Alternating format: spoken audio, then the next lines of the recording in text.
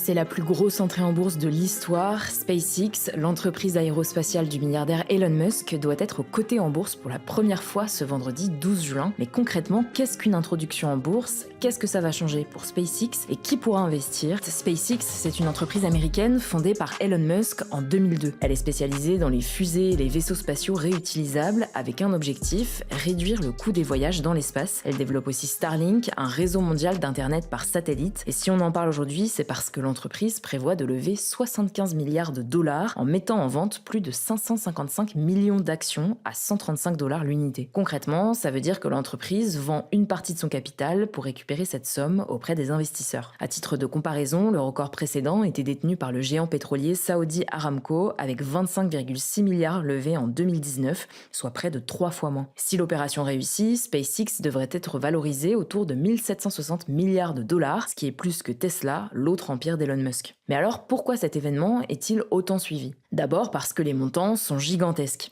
La valorisation de SpaceX équivaut à environ 100 fois son chiffre d'affaires annuel, un niveau très élevé à Wall Street. À titre de comparaison, Tesla est valorisé autour de 16 fois ses revenus. Pour beaucoup d'analystes, ça montre donc que le marché ne mise pas seulement sur l'activité actuelle de SpaceX, mais sur son futur, car SpaceX n'est pas seulement une entreprise de fusée. Depuis sa fusion début 2026 avec xAI, l'entreprise d'IA fondée par Elon Musk, elle regroupe désormais plusieurs activités, les lancements spatiaux, le réseau internet Starlink, l'intelligence artificielle avec Grok, ainsi que le réseau social X. En 2025, donc avant la fusion, le groupe a réalisé plus de 18 milliards de dollars de chiffre d'affaires, soit une hausse de plus de 30% sur un an. Mais malgré cette croissance, l'entreprise reste déficitaire avec environ 5 milliards de pertes. Elle investit donc massivement dans son développement en misant sur une croissance future plutôt que sur la rentabilité immédiate. Aujourd'hui, ce qui rapporte vraiment de l'argent au groupe, c'est Starlink, le service internet par satellite qui permet de connecter à internet des zones non couvertes par les réseaux classiques, représente plus de 60% des revenus de l'entreprise